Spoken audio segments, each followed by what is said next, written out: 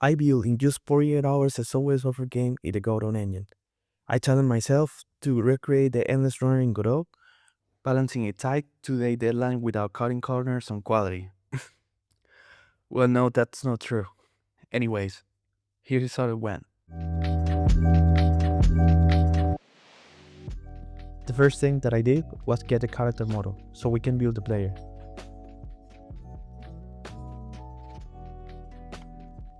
Then I was trying to make the movement mechanics where you aren't exactly exploring here.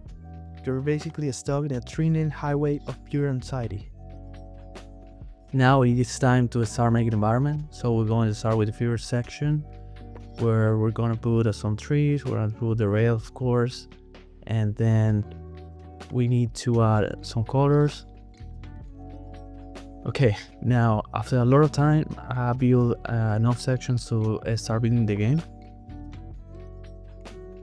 So I started putting the pieces together and adding a procedural generation system so the world never ends. And finally, to complete the models, I needed to make the trains, and also after my head was exploding, I also needed to make some obstacles.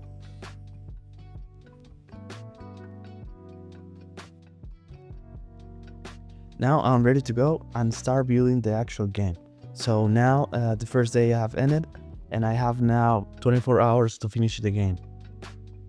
So I started the second day adding animations to the player, and 10 adding the animation trees to the player so we can control the state of animations. And finally, I'm starting to put everything together. So now the game is taking form.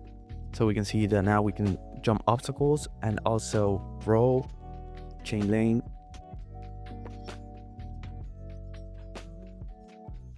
You can see that it's still missing the trains.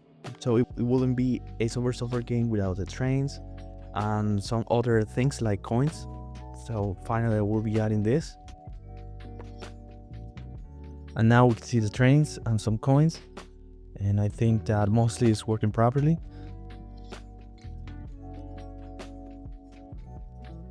I encountered other problems like the player getting stuck on the top of the ramp, trains overlapping issues, and some other issues that I needed to solve.